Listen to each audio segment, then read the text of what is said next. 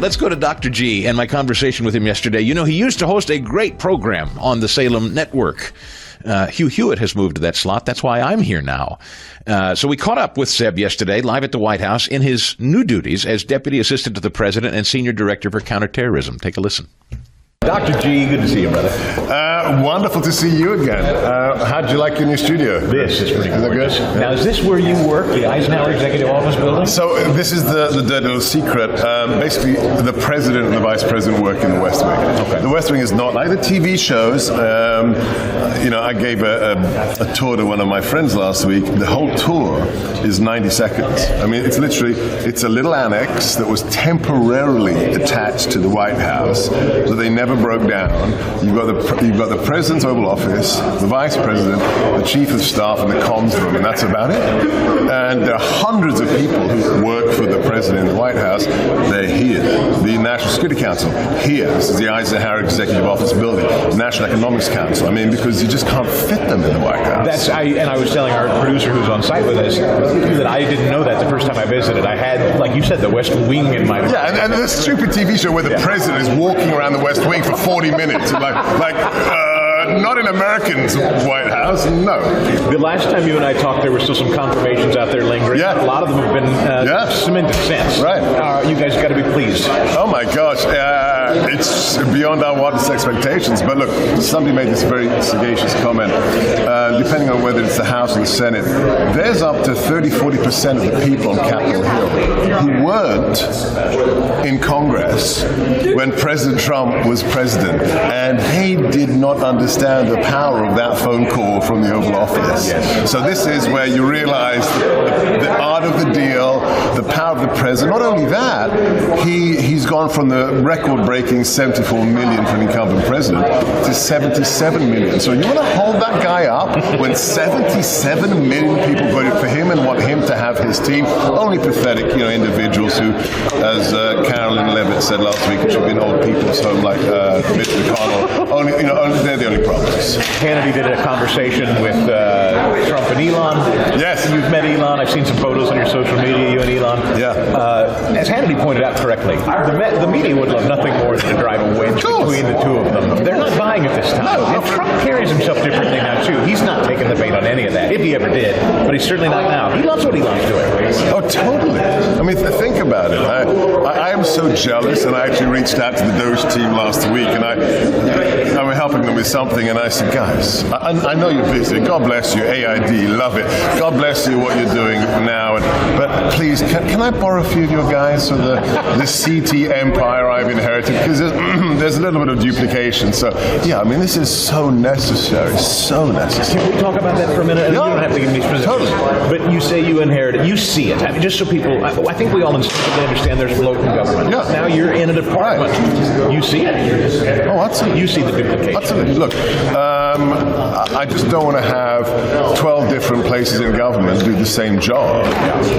Because not only are you being a completely irresponsible person with the government's taxpayer funds that come from the voter, also it's just a recipe for groupthink. And I've said this again and again. I mean, I host a weekly all-government counterterrorism threat meeting, and I just recalibrated the azimuth. I said, guys, there's only one question that matters, and it's the 9/11 question. Are we doing what is required to prevent a mass casualty event on U.S. soil? I don't care about anything else. I don't care about rice bowls, titles. I want to know, are Americans safe? And if you're not thinking about that in my world, in the intelligence community, counterterrorism, then you're not doing your job. Rumsfeld once called that our failure of imagination. Yes. 9/11. Is that what you have to do as part of your job, constantly imagining what could be? Oh, utterly. I mean, it's officially called red teaming or red selling.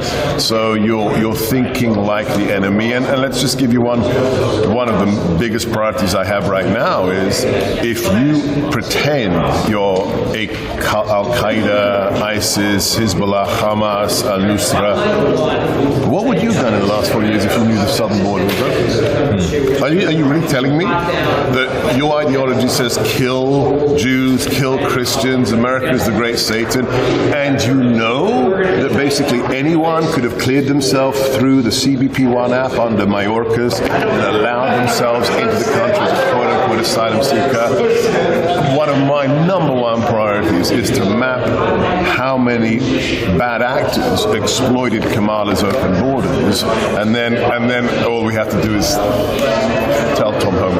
That guy's not messing around either. Oh my gosh. Not to be too dark, but Elon, can I just say, after that photograph with Elon, he asked me a question about counterterrorism, and I gave him my response, and I said, but it's okay because we've got Tom Homan, and he said, Tom, I love that guy, straight out of Central Casting. So everybody loves Tom. he is. He's the best. And just, I mean, the media hits with that guy alone are worth the money. I don't want to get too dark about it, but I've asked you before what you think is the greatest threat to the country. Has your position on that changed since you've been outside, now that you're back in? Are the things you see that threaten the country that would kind of keep us up at night, or that keep you up at night? It's a tough question, I know. Nothing, give too much. Yeah, nothing's changed in terms of the big picture, open border.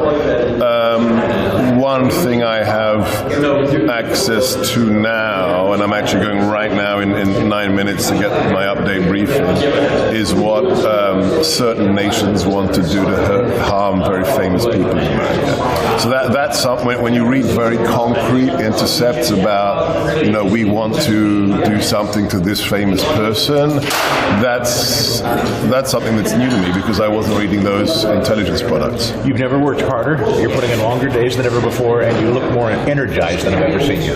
Well, look, I've only been waiting 24 years for this job. And it's like, where do I go from here? I mean, I'm running counterterrorism for the most consequential president of the modern age. I mean, I have to take up poetry next or something. I don't know.